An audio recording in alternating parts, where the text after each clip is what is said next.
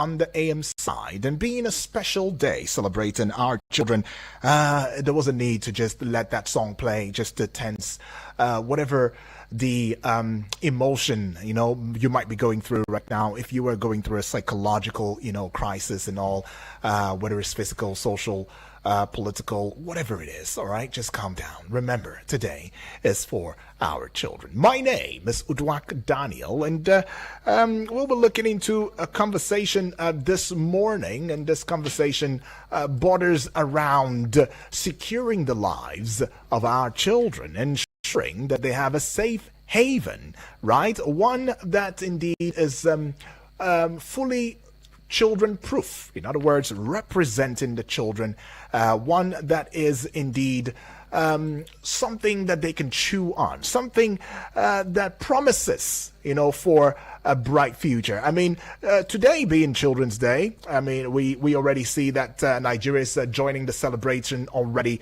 Little footsteps, big future is the theme for today's Children's, or this year's Children's Day. Now, one of the things that it prioritizes is children's welfare and rights.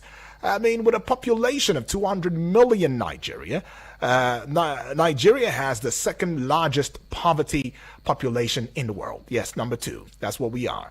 Significantly, this is impacting children as well as women. Now, you already heard, if we go on war, whenever there's a war, whenever there's farming and all of that, the most affected are usually the women and the children. And there is a need to change the status quo. And that being said, stakeholders alike, civil society organizations are also doing their most, doing their bit to ensuring that the lives and the future of our children is indeed secure. The government is also doing its bit, but we will look into all of this. And honestly, I would love to hear your thoughts, in this regard. Basically, how do we spearhead the future? I mean, we already know what the past is. We already know what the present is. How can we make do of this present, turn it all around, and focus on a better future? But of course, as they say, change starts with you, and change starts now. Right, the country's young population, with 42% under 15-year-old, 70 under 30, presents quite an opportunity and challenge for us. I mean, despite efforts to improve education and healthcare, it does seem as though many children still face significant obstacles, including bullying, poverty, lack of access to quality education, and inadequate healthcare. But going by the theme this time, little steps, and of course, ensuring a bright future for our children. Now, we have a guest who is in the studio, right? All smiley, by the way, is a female. Now, she is Miss Fortune Ugwala, right? Did I pronounce Ugwala? Uguala. All right, so all right, Miss Fortune Ugwala. Right, awesome, absolutely. I'll talk about my pronunciation. It's fine.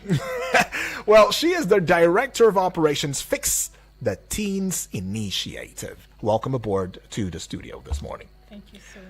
Yeah.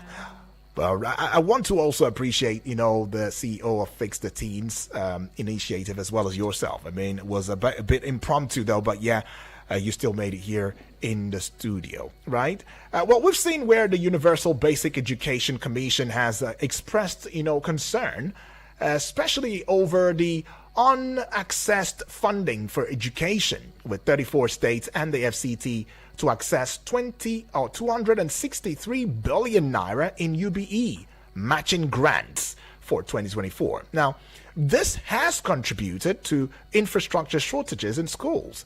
Meanwhile, organizations such as the Save Nigeria International, Save the Children International, Okapi Children's Center, and Cancer Foundation, they are advocating for stronger action to tackle bullying and prioritize children's welfare. Now, what does the Fix the Teens Initiative have to say, especially on a day like this,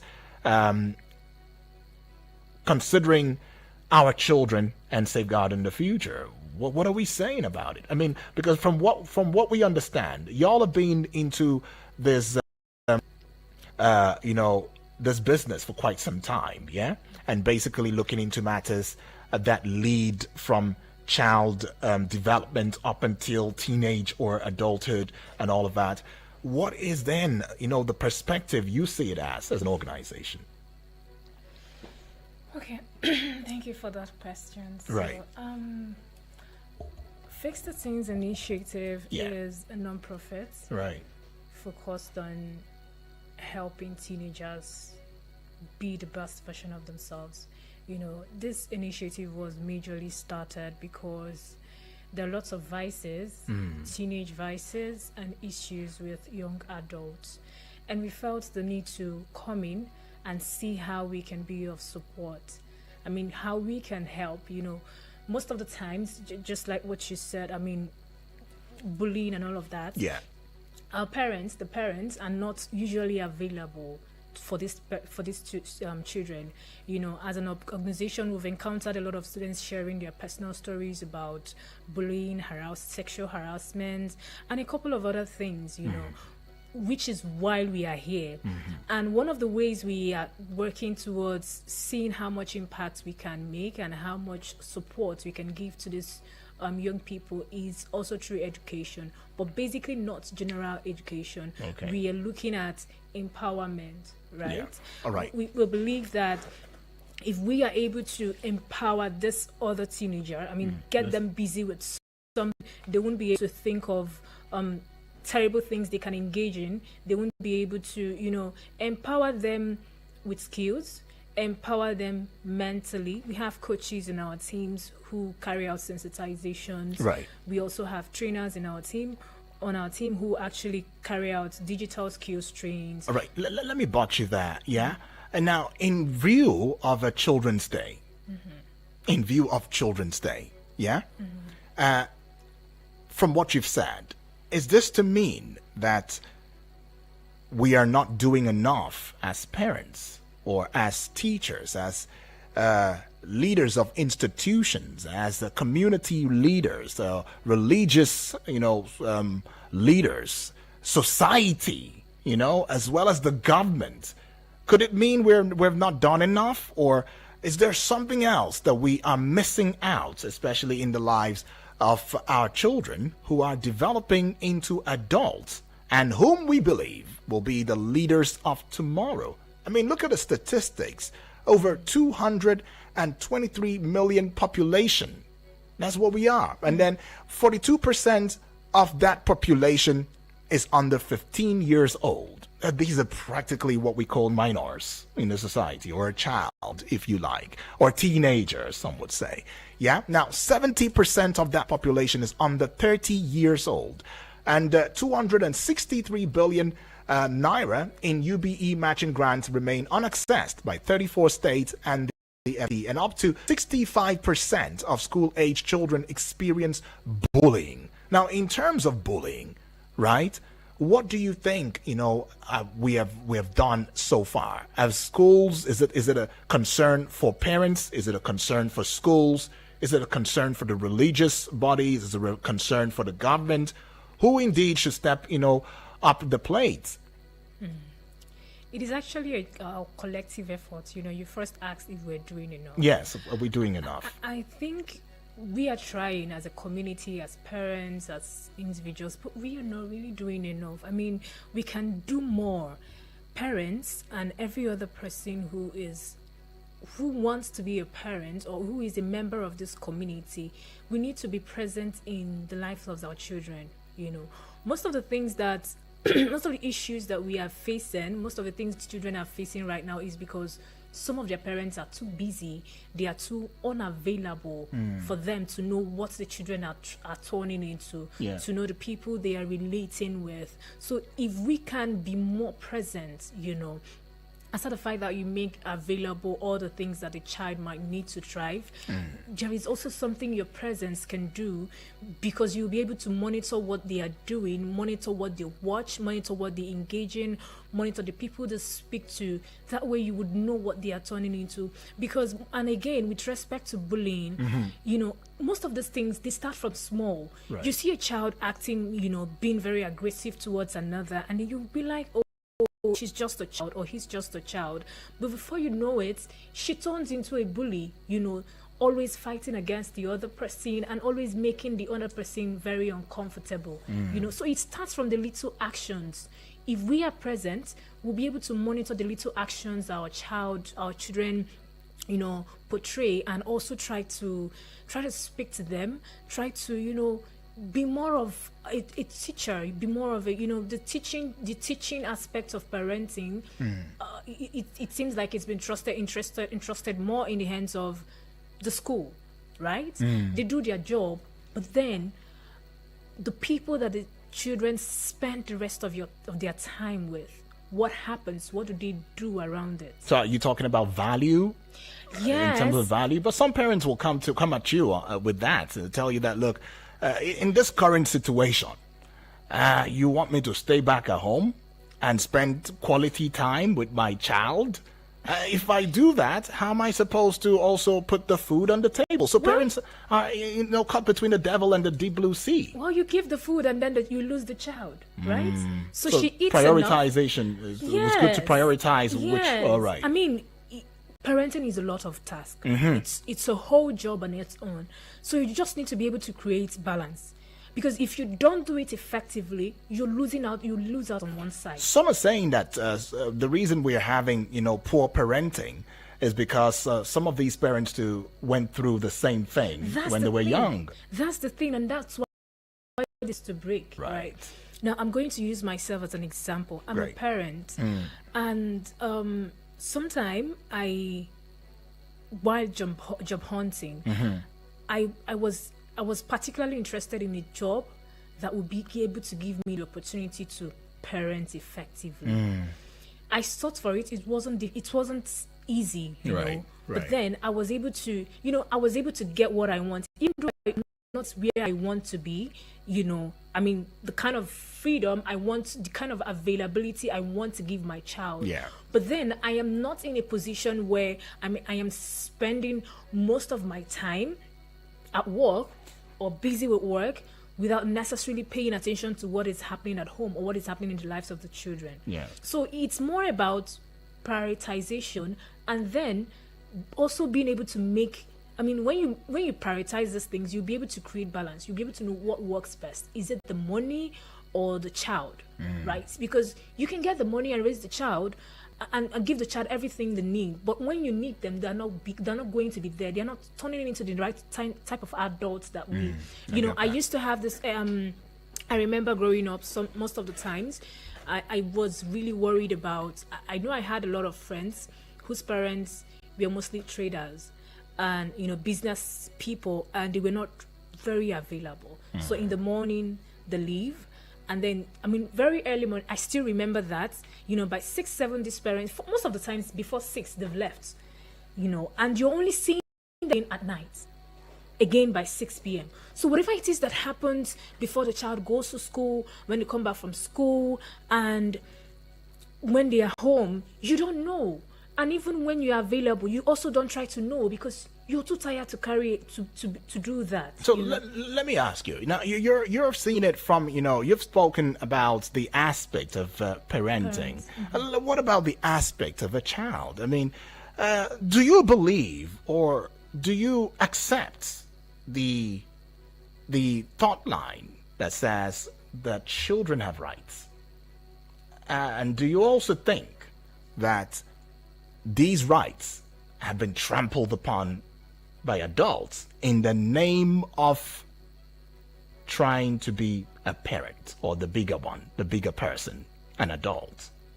Okay, as individuals, every human being has a right. But then I would like to understand what rights you're talking about so that we will be able to, answer. Yeah, no, as children, that quite a number of times, in some homes, certain kids or certain children are seen to not have a say, not be able to express themselves, and that has also cost them as they grow into adults, because especially when they get faced with situations where they need to express themselves but they can't, and these bullies are all over, because the basic one of the fundamentals of this year's theme is about bullying, and we cannot stretch it. We've seen bullying on social media recently, if you've been very conversant with it. I mean, the school bullying, there is also the family, bullying, there's friend bullying. There's a lot of bullying going on,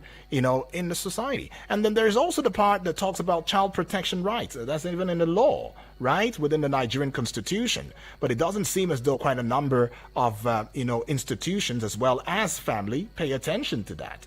And then there's also the part where every child deserves a right to go to school, to be educated, right? But we see children still hawking here and there. I mean, and if you ask such parents, why is this happening? He said, Namigo Congo hawk? Namigo hawk? Like I do am for my mama and papa.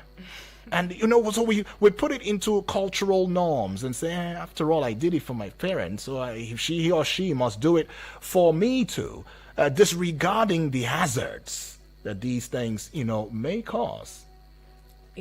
That's why I keep saying that parenting is intentional. I mean, it's an intentional act. And we don't have to continuously leave our traumas in these children. Right. So children do have rights. Rights to education, good education. Right to, a better life. But most importantly is the value. Okay. Whatever that happens to a child, whatever the child grows into, it most of the times depends on the value they are growing with. So if we pay attention to these values, and I don't also understand why a child should not have a say in a home. Every human being has the right to be heard. But then what matters is about how you approach what they think and what they say, or what it is that they've come to believe in. So when a child expresses themselves, it's not in your right, or it's not okay for you to shut them up outrightly. Right. So because you are possibly in a better position and you maybe know more than them, the best thing to do is to educate them, because they could be wrong. So, but then that doesn't mean that you will shut them out. Most of the times we even learn from these children. It is when you have these conversations with them, or when they express themselves, that sometimes you find a void missing. You find maybe what you're missing out as a parent, or maybe what is happening around you. But the most important thing is to be able to have a child be able to express themselves, be free around you.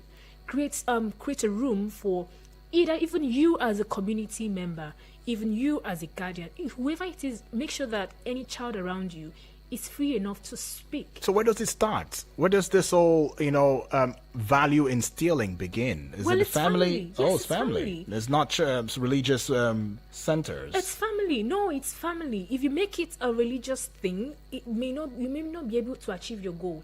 At the end of the day, whatever religious centers or environments they find themselves in, they're definitely going to come back to the home. But then there are others who that the tech world has also impacted our children in ways that is unprecedented, in ways that we also did never expected. I mean, talking social media now, social media has also played some roles. Would you say it's been a positive role? I mean, having children on social media these days, as we see parents encouraging them in the name of, we want them to be technology savvy. The world is a global stage now. I mean, we are in a world where there's good, there's bad, right? Yeah. And most of the times, whatever it is that you do, it has its effects, right? So for social media, it's actually doing a lot of good. Social media doing good for children these days? Yes, it is. Now, whatever the challenge is about monitoring, because no matter what you do, the truth is, I have been with teenagers, I work with them, and I know too well that no matter what you do, in as much as social media continue to exist, you can't stop them from accessing. So at what age do you think a child should indeed be exposed to the social media in itself? I think it's not really about the age. Okay. It's about the level of knowledge the child has. Okay. Whatever it is you expose a child to. The foundation. Yes, it's very much important that you let them know the good and the bad. Right. So even if they don't get that exposure from you, they already know the consequences of their actions. Okay. So if they decide to go ahead, let's say you as a parent, you try to restrict the child from accessing social media, they may access it in school. Elsewhere. And of course, we're not going going to turn social media because children exist.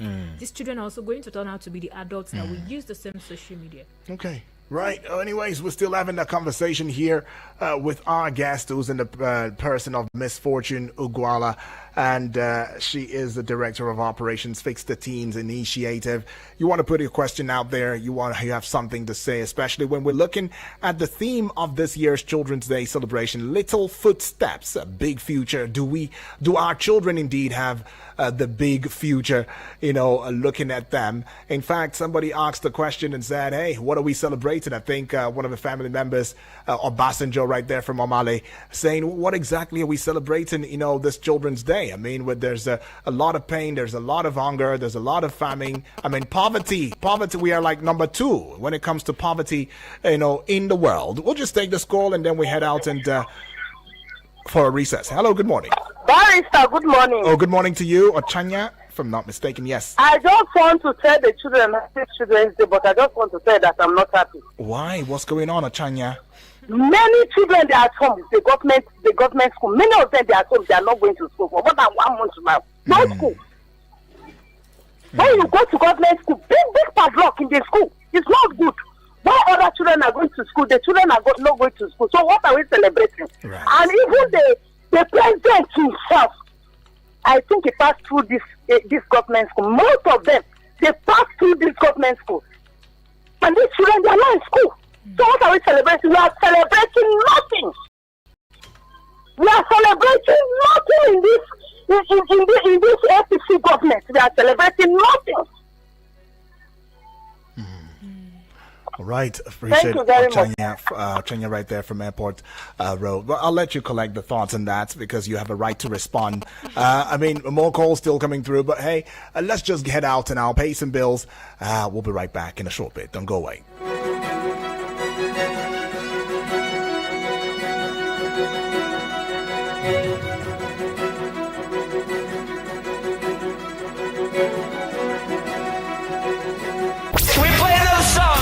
The good tunes just don't stop.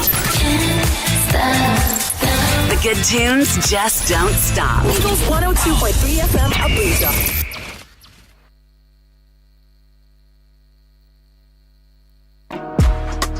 Introducing the Mark Homes Limited, your partner in real estate, committed to turning your dream homes into reality.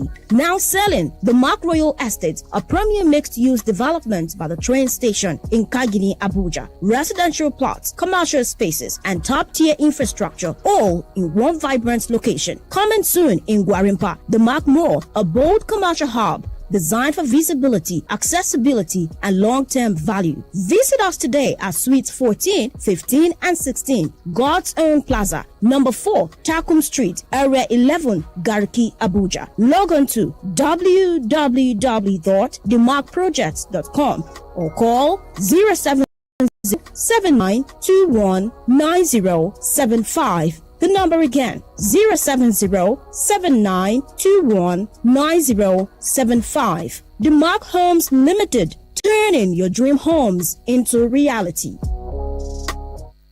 Eagles 102.3 Abuja.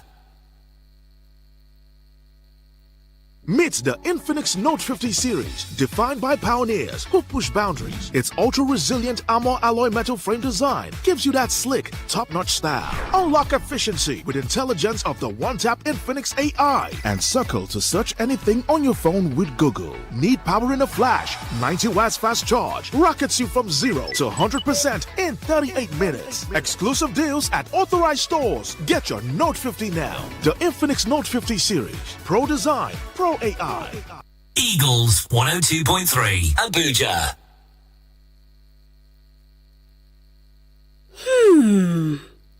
Things they happen for our community, eh? Now I can recoup back all the money I have spent on this annoying family. Hey, yeah. That woman own don't finish. My dear, let's go and greet them, okay? Join Media Coalition and Awareness to hold trafficking, MICAT, on I Wish I Knew radio drama and program every Saturday at 10 a.m. on Eagles 102.3 FM Abuja. Join us to turn trafficking out of our society. I Wish I Knew radio drama and program is brought to you by Mikas and funded by the Ministry of Foreign Affairs of Denmark. Eagles 102.3 Abuja.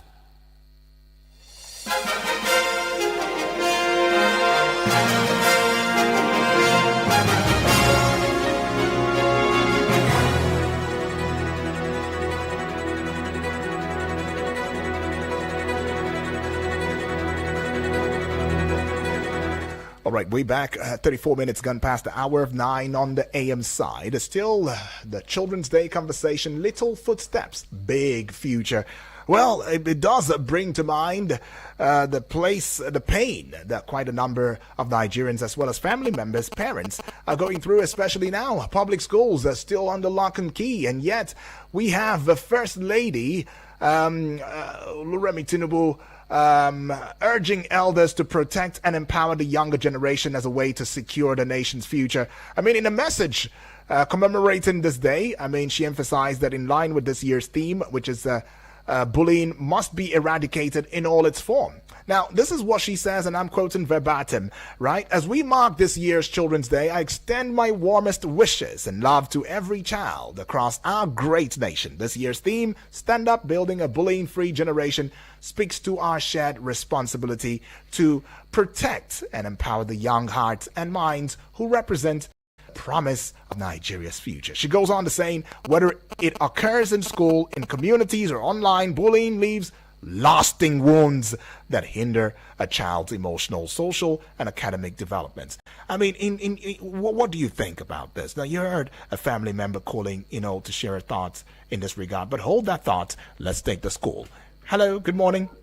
Good morning to you, Dr. Prince Ike, if I'm not mistaken. Yes. Where are you calling from? Where are you calling from? I use this media to... Where are you calling from?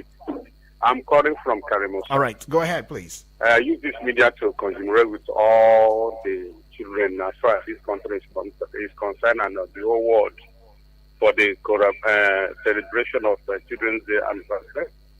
It's a welcome development, and also to thank this wonderful radio station that have been our help, that have been, comforting us all these days. Only God Almighty is going to give you the appetite. I mean, the charisma and also the ability and also anointing to go on with the wagon of, journalism. Anyway, to me, I can say that Nigerian people are trying, but they should be able to try more. We are patient people, but there's nothing to celebrate about. Are we celebrating hunger? Are we celebrating poverty? Are we celebrating the about 18 million children that are out of school? How? Gone are days when we are, infants and also kids and also children. Like today, okay? Now you've been hearing, since maybe about April, 27th of May, you'll be hearing it on newspaper, radio, television. March pass will be prepared. Long jump will be prepared. Long jump will be prepared. High jump will be prepared. And the cultural dances will be prepared to, the schools and also to showcase that very day. What happened to Nigeria today? Why are we doing this in ourselves? We are being educated to be encouraged, to be to be refined from the arena of crudity or primitivity to arena of modernization and civilization with high sense of civility. But gone are days, I don't know what you are doing. I can't just there. All right. Please, I'm begging. Doctor, God is going to help us. Yeah. But let us help ourselves. Right. Academically, socially, technologically here and there. Yeah. And medical. Okay. In fact, we are sick and tired. This type of governance. May God bless Nigeria. All right, God bless Nigeria right there. Dr. Prince Ike says, what are we celebrating? You want to bring your thoughts in on the discourse this morning, 0908-766-8888. WhatsApp portal number is 0909-705-4450. It's May 27, Children's Day, and Dr. Prince Ike has out there. He says, I'm not happy. I'm disgusted. I don't feel good about it. I mean, before now, when you hear Children's Day, you know there's calisthenics going on. There's a lot of activities going on. You see everywhere is bubbling and bubbly. But now it's almost like a shadow of itself. And Achanya too is calling and expressing her pains, her unhappiness, over the fact that public schools have been closed, shut down. She said, and I quote, big padlocks. That's how she puts it. And then the president's wife has come out to adding her own voice to it, encouraging, Nigerians that, hey, let's stop bullying, rallying people around and saying, hey, it's time for us to indeed pay attention and stand against, or stand up against bullying in schools, especially as regards our children, and building a bullying-free generation. In fact, she says, as a mother, I call on all Nigerians to take an active stand against bullying. Let us teach our children that strength lies in compassion and that true leadership begins with looking out for one another. Happy Children's Day, she says. And yet, here Nigerians are saying, even the adults are being bullied. Maybe we should have Adults Day so that we can also have a theme that stops bullying adults, maybe by the political class or by the system and all of that, the economy, the hardship. I mean, we can just go on and on. And then it goes back to, is it okay to celebrate? What are we celebrating? Well, I think whatever that happens, I know that things are not so well currently in Nigeria, but at the end of the day, we still have to celebrate the children that we have. Right. We may not be able to celebrate the efforts of the government because to us they are not doing so well.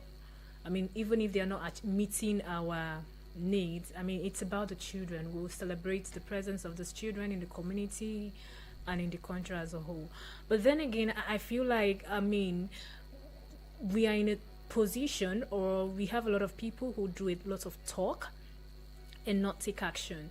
It would be great that if we can take actions beyond today.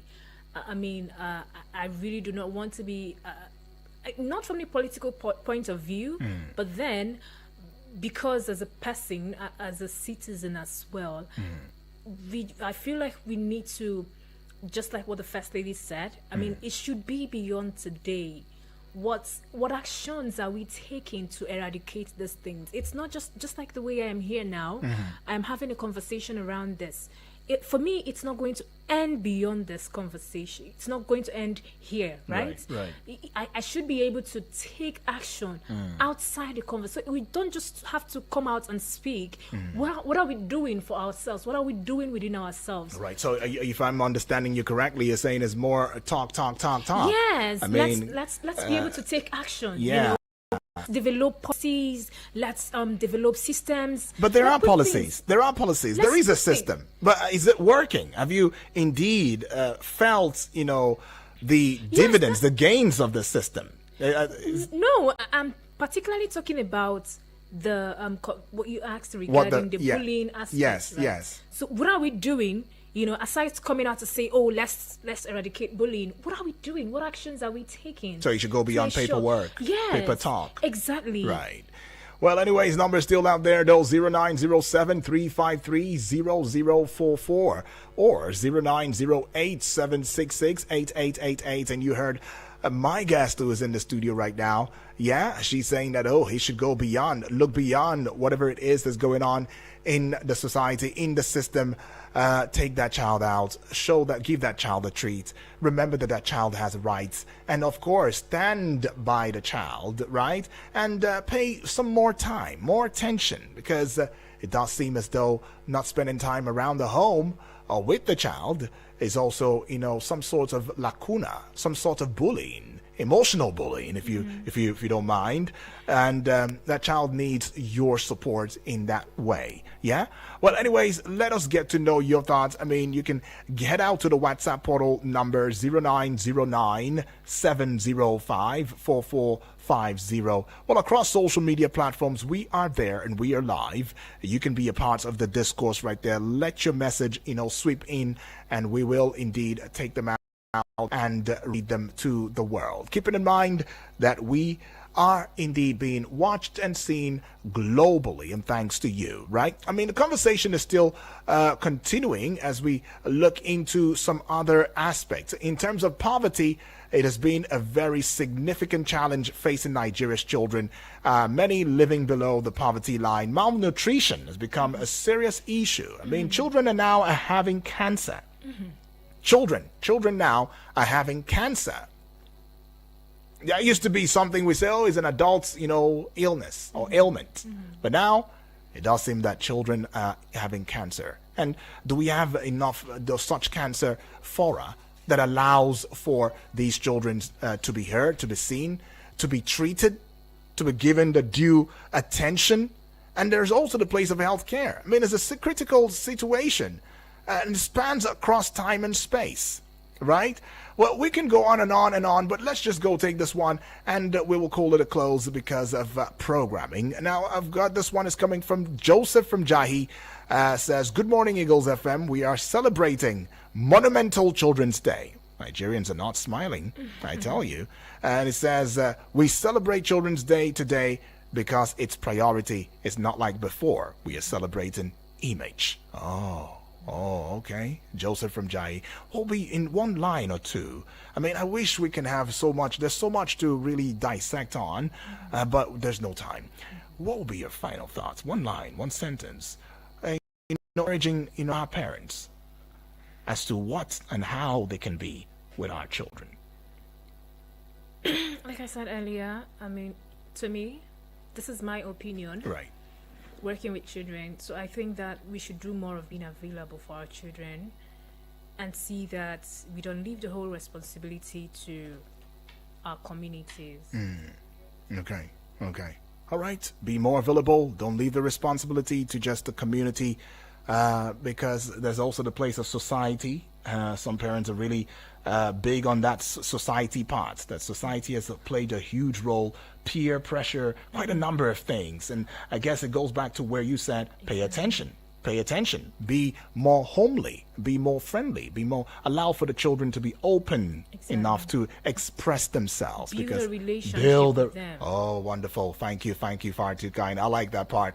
And on that note, of course, we put a summary, an end to the discourse this morning. I want to thank you especially, Miss Fortune Ugwala.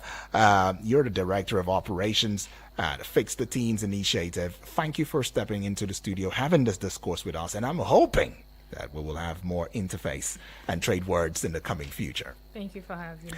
Well, this is where we cut it a close. But don't forget, 10 o'clock is yet another big conversation, as we will indeed be delving into something that has to do with a girl child. Has to do with menstruation, a menstrual cycle, and all of these things. Oh, you're saying, how is a man having this conversation? Why not? If not, are we not potential daddies and mommies?